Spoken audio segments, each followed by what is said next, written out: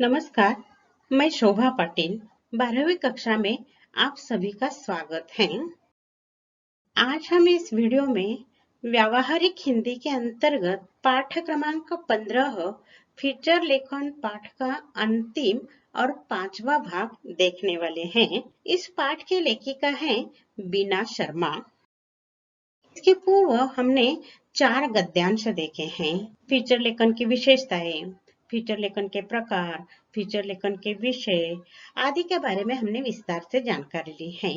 यह अंतिम गद्यांश है, पृष्ठ क्रमांक 87-88 पर है और इस अंतिम भाग में फीचर लेखन के सोपान मतलब फीचर लेखन लिखने की स्टेप्स, किन किन स्टेप्स से ये लिखना है, यह हम इस पाठ में इस गद्यांश में देखने वाले हैं। और अंतिम हिस्सा इसलिए लिया है कि जब हम किसी से ज्ञान प्राप्त करते हैं तो उसके प्रति किस तरह आदर प्रकट किया जाता है, मतलब गुरु शिष्य का संबंध। इस पर छोटा सा एक संक्षेप में मुद्दा लेने वाले हैं। देखिए, बीच के 4 पंक्तियां नहीं ली हैं क्योंकि एक विद्यार्थी हाथ ऊपर करता है और फीचर लेखन के सोपान के बारे में बताने के लिए कहता है, इसलिए वो बीच में नहीं लिया है। अब आगे देखिए। अरे वाह, कितनी रुचि रखते हैं आप लोग फीचर में। चलिए, मुझे लगता है आपका यह प्रश्न भी विषय की दृष्टि से बहुत महत्व रखता है। स्नेहा ने फीचर लेखन के चरणों पर बोलना शुरू किया। निम्न 4 सोपानों अथवा चरणों के आधार पर फीचर लिखा जाता है। सोपान या चरण मतलब स्टेप्स, मतलब सीढ़ियां। किन सीढ़ियों से प्रारंभ कैसा करना, मध्य कैसा लिखना, उसका अंत कैसा करना, इसे सोपान कहा जाते हैं। ये देखिए, फीचर डॉट डॉट सोपानों अथवा चरणों के आधार पर फीचर लिखा जाता है। 4 सोपान। यह विकल्प चुनकर फिर से वाक्य लिखे, इसके लिए पूछा जाता है। आप कितनी रुचि रखते हैं, मतलब फीचर लेखन में आपको रुचि आ गई है, इसलिए आप इस फीचर पर गहराई से सवाल पूछ रहे हो। इसलिए जिन्होंने प्रश्न पूछा उस छात्र को शाबाशी दी और फीचर लेखन के सोपान बताना शुरू किए। ये 4 सोपान हैं। देखिए, मैं तुम्हें लघुत्तरी उत्तर देते समय भी हमेशा कहती हूँ कि उत्तर के लिए प्रस्तावना होनी चाहिए, उत्तर के मध्य में महत्वपूर्ण मुद्दे होने चाहिए और उत्तर का अंत करना चाहिए, मतलब उपसंहार लिखना चाहिए। इसमें और एक बात है, शीर्षक। तो पहली प्रस्तावना देखिए। प्रस्तावना करता है उत्तर का आरंभ या प्रारंभ। प्रस्तावना करना मतलब उत्तर का प्रारंभ करना। मैंने इसके पहले भी कहा है कि आरंभ कैसा होना चाहिए, आकर्षक होना चाहिए, संक्षिप्त होना चाहिए, क्योंकि first impression is last impression. तुमने प्रारंभ कैसा किया है, इसी पर आपके अंक बढ़ते जाते हैं, इसलिए प्रस्तावना बहुत महत्वपूर्ण होती है। चाहे लघुत्तरी प्रश्न हो, चाहे निबंध लेखन हो, चाहे ब्लॉग लेखन हो, चाहे फीचर हो, कोई भी आलेख प्रलेख लिखते समय उसकी प्रस्तावना होना आवश्यक है। तो प्रस्तावना के बारे में स्नेहा क्या बताती है, देखिए। प्रस्तावना में फीचर के विषय का संक्षिप्त परिचय होता है। यह परिचय आकर्षक और विषयानुकूल होना चाहिए। इससे पाठकों के मन में फीचर पढ़ने की जिज्ञासा जागृत होती है और पाठक अंत तक फीचर से जुड़ा रहता है। प्रस्तावना 3 या 4 पंक्ति में आपको लघुत्तरी के लिए देती हूँ, परंतु फीचर 400 शब्दों के होते हैं। हमारे स्वाध्याय में 100 शब्दों में लिखने के लिए कहा है, परंतु फीचर 100 शब्दों में नहीं लिखा जाता। आपके किताब में एक उदाहरण के तौर पर फीचर दिया है, देखिए उसमें 400 शब्द हैं, इसलिए कम से कम 400 शब्द, ज्यादा से ज्यादा 1000 शब्दों में हम लिख सकते हैं। परंतु प्रस्तावना लिखनी है तो वो संक्षिप्त लिखनी चाहिए। पहला गुण प्रस्तावना का। दूसरी, प्रस्तावना आकर्षक होनी चाहिए। तीसरी विशेषता है विषयानुकूल, मतलब विषय के अनुकूल होनी चाहिए। जो फीचर का विषय है उससे संबंधित प्रस्तावना होनी चाहिए। और चौथी महत्वपूर्ण बात, जिज्ञासा जागृत होती है, मतलब जिज्ञासा और क्या लिखा है, इस तरह के मन में उत्सुकता, जिज्ञासा जागृत होनी चाहिए। इस तरह की हमारी प्रस्तावना होनी चाहिए कि पाठक प्रस्तावना से हमारे फीचर के अंत तक पढ़ते जाए, यानी पाठकों को आकर्षित करने वाली, विषयानुकूल, जिज्ञासा उत्पन्न करने वाली और संक्षिप्त होनी चाहिए। इस पर संजाल निकाला जाता है। देखिए, फीचर की प्रस्तावना या फीचर के प्रस्तावना के गुण या फीचर की प्रस्तावना की विशेषताएं, चाहे जो कुछ भी है, 4 मुद्दे हैं। पहला मुद्दा संक्षिप्त, दूसरा मुद्दा आकर्षक, तीसरा मुद्दा विषयानुकूल और चौथा मुद्दा, जिज्ञासा जागृत करने वाली मतलब जिज्ञासा वर्धक, मतलब जिज्ञासा बढ़ाने वाली, इस तरह की प्रस्तावना होनी चाहिए। यानी हमें फीचर लिखना है तो सबसे पहले हमें क्या करना चाहिए, तो सबसे पहले हमें प्रस्तावना लिखनी है। बहुत आसान है। दूसरा मुद्दा देखिए, विवरण अथवा मुख्य कलेवर। मुख्य कलेवर मतलब फीचर का बीच का जो गाभा होता है, जो महत्वपूर्ण बातें होती हैं, उसे मुख्य भाग कहा जाता है, उसे विवरण कहा जाता है। विवरण का अर्थ वास्तव में क्या है, मुद्दों से लिखना है, विस्तार से हर मुद्दा लेना है और हर मुद्दा को क्रमबद्ध ढंग से हर एक मुद्दा का विस्तार करते हुए व्याख्या, मतलब मुद्दे की व्याख्या लिखना है। अगर आपने लता मंगेशकर को लिखना प्रारंभ किया है तो प्रारंभिक लता मंगेशकर ने कौन से गीत, मराठी में कौन से, हिंदी में कौन से गीत गाए हैं, तमिल में कौन से गीत गाए हैं, तो मुद्दे लेना। मराठी गीत, मराठी में क्या क्या, भावगीत, भक्तिगत, फिर चित्रपट गीत, फिर हिंदी, हिंदी के गीत, फिर तमिल के गीत, इस तरह मुद्दे निकालना और हर मुद्दों का एक एक परिचित करते जाना, इसे विवरण कहा जाता है, विवरण या मुख्य कलेवर। फीचर में विवरण का महत्वपूर्ण स्थान है।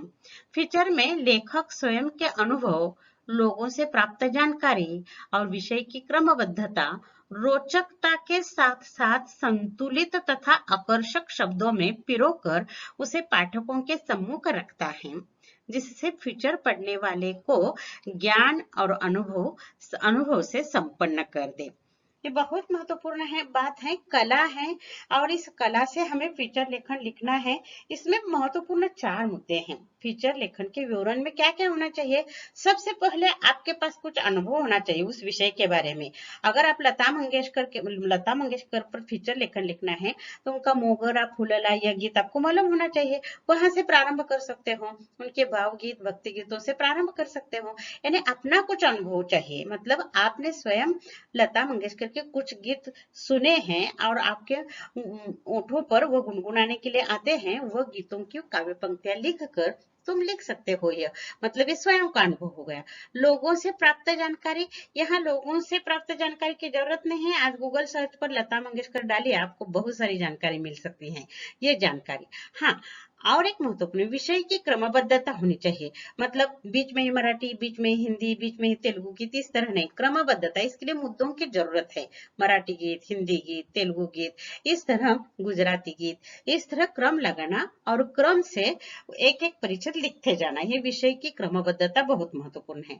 रोचकता के साथ साथ संतुलित और आकर्षक शब्दों में पिरोकर, पिरोना मतलब क्या, माला में हम फूल पिरोते हैं, यानी धागा होता है, उस धागे में सुई और धागा होता है और उस सुई से हम उस धागे में फूल या मोती हम पिरोते हैं, मतलब गूंथते हैं। तो इस तरह पिरोना चाहिए, संतुलित होनी चाहिए, आकर्षक शब्दों में होना चाहिए। रोचक मतलब मनोरंजक भी होना चाहिए, संतुलित होना चाहिए, यानी मराठी गीतों पर ही लंबा परिचय दिया है और तेलुगु पर बहुत संक्षेप परिचय दिया है, नहीं, तो उसमें संतुलन होना चाहिए कि हर परिचय 6 या 8 पंक्तियों का होना चाहिए, ये संतुलन होना चाहिए। बीच बीच में आकर्षक शब्दों का उसमें इस्तेमाल करना चाहिए, मतलब उस भाषा के गीतों के 2-2 पंक्तियां भी लिखना चाहिए, यानी इससे इसमें संतुलन आ जाएगा, आकर्षकता आ जाएगी, रोचकता मतलब मनोरंजकता भी आ जाएगी, पढ़ने वाला भी वह काव्य पंक्तियां पढ़कर गुनगुनाने लगेगा, इस तरह की आकर्षकता उसमें होनी चाहिए। इस तरह उन सभी को पिरोना है, मतलब एक दूसरों का संबंध बनाकर आगे आगे हमें फीचर लिखना है, पाठक के सम्मुख रखना है, मतलब उसके सामने हमें पढ़ने के लिए देना है, जिसे फीचर पढ़ने वाले को ज्ञान और अनुभव से संपन्न कर दे। मतलब लता मंगेशकर के बारे में सभी को सभी जानकारी नहीं होती, आप फीचर में लिखेंगे तो पढ़ने वालों को लता मंगेशकर के गीतों के बारे में और जानकारी मिलेगा, उनका अनुभव बढ़ जाएगा, उनका ज्ञान बढ़ जाएगा, उन्होंने कितने गीत गाए हैं, कितने हजार गीत गाए हैं, रिकॉर्ड कितना हुआ है, ये जानकारी पाठकों को मिल सकती है और इसलिए आपका फीचर अंत तक पढ़ते जाएंगे। ये बहुत महत्वपूर्ण है। फीचर का मुख्य भाग ही यही होता है, प्रस्तावना, उपसंहार, शीर्षक, ये तो होते हैं, परंतु मुख्य भाग कम से कम 8 से 10 परिच्छेद इस पर लिखे जा सकते हैं और इसलिए इस पर कृति पूर्ण कीजिए। इसके लिए लिखा जाता है फीचर के विवरण में क्या क्या होना चाहिए, लेखक के स्वयं के अनुभव होने चाहिए, पहला मुद्दा, लोगों से जानकारी प्राप्त करनी चाहिए, दूसरा मुद्दा, विषय की क्रमबद्धता होनी चाहिए, तीसरा मुद्दा, और रोचकता के साथ संतुलित और आकर्षक शब्दों में पिरोना चाहिए। यह 4 मुद्दे आपको कृति पूर्ण कीजिए के लिए विवरण पर पूछे जा सकते हैं। कठिन शब्द इसमें क्या है, विवरण, विवरण मतलब व्याख्या, मतलब हर मुद्दों की व्याख्या विश्लेषण करते हुए हमें आगे बढ़ना है। आगे देखिए, उपसंहार। उपसंहार मतलब फीचर की समाप्ति, मतलब अंतिम परिच्छेद। पूरा जो आपने ऊपर फीचर लिखा है उसका संक्षेप में सार हमें उपसंहार में लिखना पड़ता है, इसलिए उपसंहार का अर्थ हुआ समाप्ति, उत्तर का अंत या उत्तर की समाप्ति। यह अनुच्छेद संपूर्ण फीचर का सार अथवा निचोड़ होता है। इसमें फीचर लेखक फीचर का निष्कर्ष भी प्रस्तुत कर सकता है अथवा कुछ अनुत्तरित प्रश्न पाठकों के ऊपर भी छोड़ सकता है।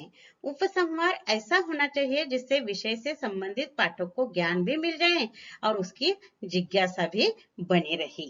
यह उपसंहार में महत्वपूर्ण है। अनुच्छेद मतलब परिच्छेद, पैराग्राफ। अंतिम एक पैराग्राफ लिखना पड़ता है, उसमें निचोड़ना मतलब पूरा सार, निचोड़ का अर्थ सारांश, यानी जो कुछ हमने लिखा है उसका कम से कम शब्दों में ऐसा निष्कर्ष उपसंहार में लिखना पड़ता है और पाठकों को अनुत्तरित प्रश्न मतलब पाठकों को सोचने के लिए छोड़ देना चाहिए। पाठक आगे क्या होगा इसके बारे में वो सोचेगा, सोचने के लिए उसे मजबूर करना, और इसलिए पाठक को ज्ञान भी मिलेगा और उसकी जिज्ञासा भी बढ़ेगी। इस तरह का उपसंहार मतलब फीचर का अंत या फीचर की समाप्ति होनी चाहिए। और अंतिम मुद्दा है जो सबसे ऊपर दिया जाता है, वो अंत में लिया है, शीर्षक। विषय का औचित्यपूर्ण शीर्षक फीचर की आत्मा है। शीर्षक संक्षिप्त, रोचक और जिज्ञासावर्धक होना चाहिए।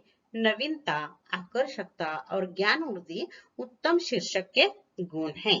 यानी शीर्षक कम से कम शब्द में होना चाहिए, आकर्षक होना चाहिए, संक्षिप्त होना चाहिए, रोचक मतलब मनोरंजक होना चाहिए, जिज्ञासावर्धक मतलब जिज्ञासा जागृत करने वाला होना चाहिए।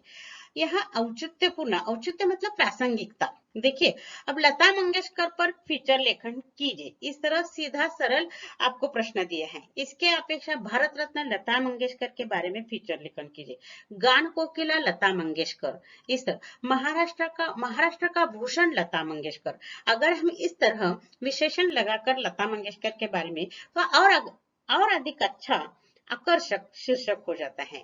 मतलब औचित्य इसका अर्थ प्रासंगिकता, प्रसंग को देखकर उस शीर्षक को हमें उस शीर्षक का चुनाव करना चाहिए। इसलिए फीचर की आत्मा है, शीर्षक फीचर की आत्मा है, मतलब शीर्षक पर ही सब कुछ अवलंबन है। जिस तरह हमारे अंदर आत्मा है और आत्मा जब तक जीवित होता है तब तक हमारे प्राण रहते हैं। आत्मा मतलब प्राण, मन, जीव।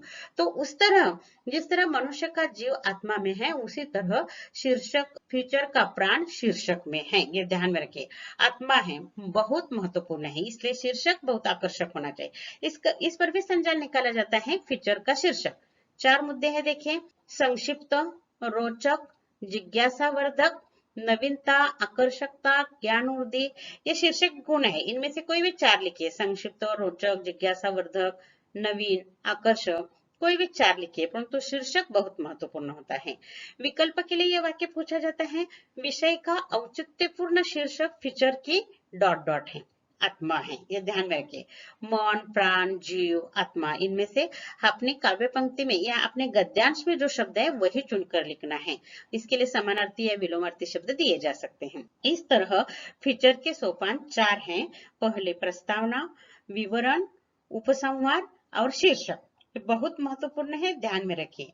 आगे देखिए, आपने फीचर पर मेरा व्याख्यान ध्यान पूर्वक सुना। मुझे लगता है आपकी शंकाओं का समाधान हो गया होगा, इसलिए मैं आप सभी को हृदय से धन्यवाद देती हूँ, कहकर स्नेहा कुर्सी में बैठ गई।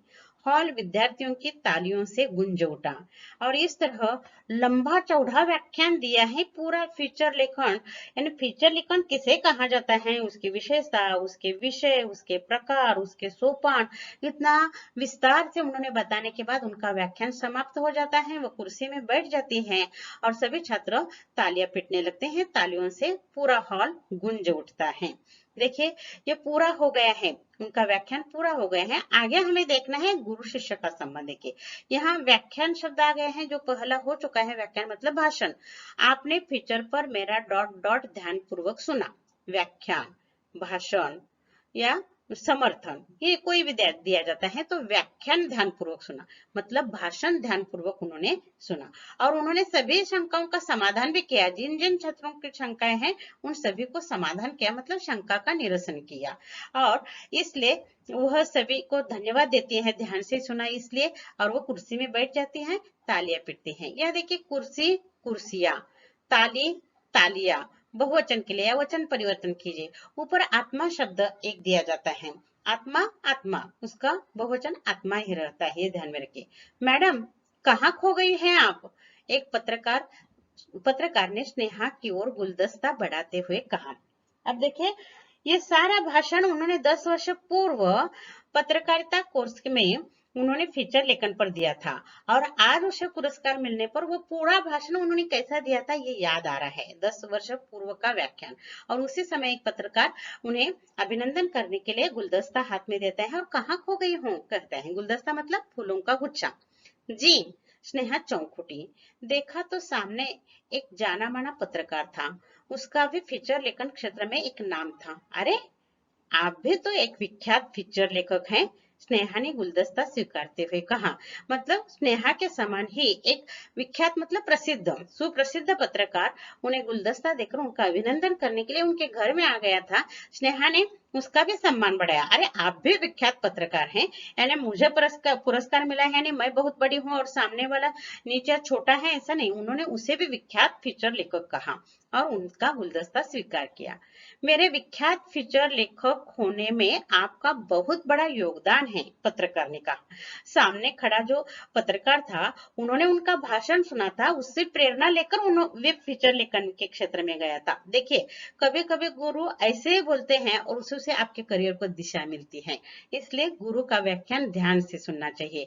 उनका वो शिष्य है, उनका व्याख्यान सुनकर वो इस क्षेत्र में बहुत बड़ा लेखक बन गए हैं, और इसलिए वो अपना मैं आज जो कुछ भी हूँ आपके कारण हूँ, इस तरह वो सारा उपकार या वो सारा श्रेय स्नेहा को देता है। मेरा योगदान वह कैसे? स्नेहा ने कुतूहल से पूछा। मैडम, आपने 10 वर्ष पूर्व फीचर लेखन पर जो व्याख्यान दिया था उसमें 2 महत्वपूर्ण प्रश्न पूछने वाला विद्यार्थी मैं ही था। उस पत्रकार की आंखों में कृतज्ञता का भाव था। स्नेहा अवाक से खड़ी थी और हॉल में तालियों की गूंज बढ़ती जा रही थी। और इस तरह स्नेहा आश्चर्यचकित हो जाती है। 10 वर्ष पहले उन्होंने मेरा व्याख्यान सुना था और उसके चेहरे पर कृतज्ञता का भाव था। कृतज्ञता मतलब उपकार का भाव था, आपके कारण ही मैं हूँ। इस तरह वह शिष्य अपने गुरु के सामने उनकी गुरु दक्षिणा जो दी है वह उपकार या कृतज्ञता के रूप में गुलदस्ता लेकर आ गया था। वह भी प्रसिद्ध फीचर लेखक था, परंतु स्नेहा को पुरस्कार मिला है, इसलिए स्नेहा को वह अभिनंदन करने के लिए गुलदस्ता देने के लिए आ गया था। यह अंतिम भाग इसलिए मैंने पढ़ा है या लिया है कि आजकल गुरु शिष्य के बीच में जो एक दरार आ गई है, परंतु आज भी इस समाज में गुरु शिष्य का पवित्र संबंध है। जैसे कि ये फीचर लेखक उस स्नेहा का अभिनंदन करने के लिए और उन्हें गुरु दक्षिणा देने के लिए आ गया है। अपेक्षा गुरु दक्षिणा की नहीं होती है तो आदर की होती है, और यहाँ वह फीचर लेखक स्नेहा के प्रति जो आदर प्रकट करता है, इससे स्पष्ट हो जाता है कि आज भी गुरु शिष्य का रिश्ता उतना ही पवित्र समाज में दिखाई देता है। और यहाँ देखिए, ये सोपान हो गए हैं, फीचर के सोपान, फीचर लेखन के सोपान इस तरह भी आ जाएगा। 4 मुद्दे लिखने हैं, प्रस्तावना, विवरण, उपसंहार और शीर्षक। यह भी संजाल के लिए पूछा जा सकता है। देखिए, ये विभाग 4 में कृति क्रमांक 4 अ में पूछा जाता है। निम्नलिखित पठित गद्यांश पढ़कर दी गई सूचनाओं के अनुसार कृतियां पूर्ण कीजिए। 6 अंक के लिए हमें आकलन, शब्द संपदा और अभिव्यक्ति देखनी है। संजाल पूर्ण कीजिए। देखिए, फीचर की प्रस्तावना। देखिए, फीचर की प्रस्तावना में 4 मुद्दे लिखना है। संक्षिप्त, आकर्षक, विषयानुकूल और जिज्ञासावर्धक। ये फीचर की प्रस्तावना इस तरह होनी चाहिए। फीचर का शीर्षक उसी तरह के मुद्दे हैं, थोड़े से बदल हैं। संक्षिप्त, रोचक, नवीन, आकर्षक, इस तरह फीचर का शीर्षक होना चाहिए। फीचर लेखन के विवरण में क्या क्या होना चाहिए? फीचर लेखन के विवरण में देखिए, लेखक के स्वयं के अनुभव, लोगों से प्राप्त जानकारी, विषय की क्रमबद्धता, रोचकता के साथ संतुलित तथा आकर्षक शब्दों में पिरोना। इस तरह फीचर के विवरण में यह बहुत महत्वपूर्ण है और इसमें इन 4 मुद्दों को लेकर ही हमें 8-10 परिच्छेद लिखना है। अगली कृति देखिए, फीचर लेखन के सोपान। 4 सोपान है देखिए, प्रस्तावना, विवरण, उपसंहार और शीर्षक। आगे देखिए, शब्द संपदा में निम्नलिखित शब्दों के अर्थ लिखिए। प्रस्तावना, आरंभ, प्रारंभ। विवरण, व्याख्या। उपसंहार, समाप्ति। औचित्य, प्रासंगिकता। व्याख्यान, भाषण ये हो चुका है। विख्यात, प्रसिद्ध यह भी हो चुका है, इसलिए नहीं दिया है, वह भी पूछे जा सकते हैं। वचन परिवर्तन कीजिए। देखिए, कुर्सी, कुर्सियां। बहुवचन करते समय जो स है देखिए उसकी ई ह्रस्व हो जाती है। आंख, आंखें, खे पर अनुस्वार आ गया है देखिए। आत्मा, आत्मा ही रहता है। ताली, तालियां। यह यहाँ भी देखिए ल ह्रस्व हो जाता है और या पर अर्धाचंद्र अनुस्वार दिया जाता है। ये सूक्ष्म है, वर्तनी में गलतियां हो सकती हैं और अंक कट सकते हैं। ये देखिए अभिव्यक्ति। देखिए, स्नेहा ने फीचर लेखन की कला में सफलता प्राप्त की है, इसलिए उसे पुरस्कार मिल गए हैं। आपने भी अभी तक 12वीं तक स्कूल में 11वीं में आपने अपनी कला में कोई सफलता प्राप्त की है, उस पर आपका अनुभव लिखना है। जैसे स्नेहा ने अपना अनुभव बताया है, उसी तरह आपको अपना अनुभव बताना है। इसलिए अपनी कला में प्राप्त सफलता के बारे में 40 से 50 शब्दों में अपने विचार लिखिए। देखिए, हर साल आपके स्कूल में क्रीड़ा स्पर्धा होती है, कोई ना कोई आप खेल खेलते हो और उसमें आप पुरस्कार प्राप्त करते हो, या गैदरिंग में कोई नृत्य करता है, कोई चुटकुले बताता है, कोई शेरो शायरी बताते हैं और उसमें आपको कोई शाबाशी मिली है या पुरस्कार मिला है। निबंध लेखन, वक्तृत्व कला, काव्य वाचन, इसमें भी आपको मिला है। आपको जिस कला में सफलता मिली है, यहाँ मैंने सफलता असफलता नहीं बताया। कभी कभी स्पर्धा में असफलता मिलती है, परंतु असफलता ही सफलता की पहली सीढ़ी होती है, इसलिए डरने की जरूरत नहीं है। आप इसके बारे में भी लिख सकते हो, परंतु नकारात्मक नहीं तो सकारात्मक लिखना है। हाँ, ये भाषण, वक्तृत्व, काव्य वाचन यही कला होती है, ऐसे नहीं है। घर के काम की भी कला होती है, किसी को साइकिल दुरुस्त करने की कला होती है, किसी को घर में फैन दुरुस्त करने की कला होती है, इसके बारे में भी आप लिख सकते हो। आप जो कुछ भी करते हो जिसमें आपको कला प्रावीण्य है या कौशल है, उसके बारे में आपको लिखना है। विस्तार से, स्वच्छंद मन से लिखना है। हर मनुष्य के अंदर कोई ना कोई कला छिपी हुई होती है। कठोर परिश्रम, आत्मविश्वास, निरंतर प्रयास और संयम से हम अपनी कला में प्रवीणता प्राप्त कर सकते हैं। मैंने बहुत सारे छात्रों को देखा है, यानी कि घर में टीवी ना दुरुस्त हो जाती है तो वो टीवी दुरुस्त करते हुए, लॉकडाउन में स्वयं घर में फैन दुरुस्त करते थे, टीवी दुरुस्त करते थे, या बिजली की कोई समस्या हो तो दुरुस्त करते हैं और घंटों तक वे काम करते रहते हैं। यानी अगर आपको उसमें लगन है, रुचि है, तो आपको उस परिश्रम लेते समय कोई कठिनाई नहीं आती। 2-2 घंटे बैठकर आप दुरुस्ती कर सकते हो। इसलिए आपकी जिसमें रुचि है वह कला है, ध्यान में रखिए, और उसी में प्रवीणता हासिल कीजिए। हर एक को ही राष्ट्रीय पुरस्कार मिलना चाहिए, हर एक को ही फीचर लेकर आना चाहिए, ऐसी बात नहीं है। हर एक के अंदर अलग अलग कला है, उस कला को आप जागरूक कीजिए। कठोर परिश्रम, आत्मविश्वास, निरंतर प्रयास और संयम से हम अपनी कला में प्रवीणता प्राप्त कर सकते हैं। एक अनुभव बताया एक छात्र का। मैं 9वीं कक्षा में था। कक्षा में राज्य स्तरीय निबंध स्पर्धा की सूचना आई। अध्यापिका जी ने मुझे प्रेरित किया कि तुम इस स्पर्धा में हिस्सा लेकर सफलता हासिल कर सकते हो। मेरी माँ और अध्यापिका जी के मार्गदर्शन से निबंध की तैयारी शुरू हुई। निबंध लेखन के लिए आवश्यक कौशल को ध्यान में रखकर निबंध लेखन किया। उस स्पर्धा में मुझे राज्य स्तरीय प्रथम क्रमांक प्राप्त हुआ। इससे मेरा आत्मविश्वास बढ़ गया और लेखन कला में रुचि बढ़ गई।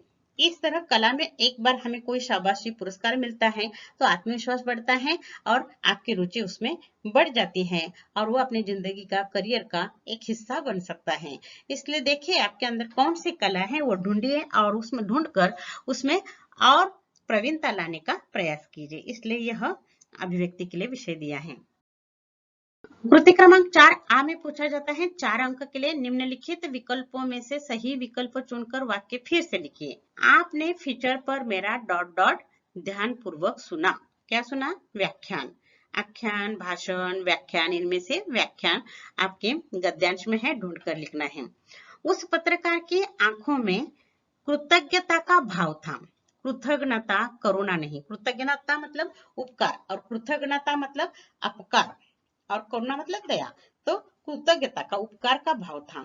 डॉट डॉट सोपानों अथवा चरणों के आधार पर फीचर लिखा जाता है। 4 सोपानों के अंतर्गत हमने संजाल में देखा है। विषय का औचित्यपूर्ण शीर्षक फीचर की डॉट डॉट होता है। फीचर की आत्मा है, ये ध्यान में रखिए। जीव प्राण ये नहीं है तो आत्मा है फीचर का। यह विषय का औचित्यपूर्ण शीर्षक की फीचर की आत्मा है। आत्मा हिंदी में स्त्रीलिंग है, ये ध्यान में रखिए। और इस तरह ये पूरा पाठ हम 5 भाग में अध्ययन कर रहे हैं।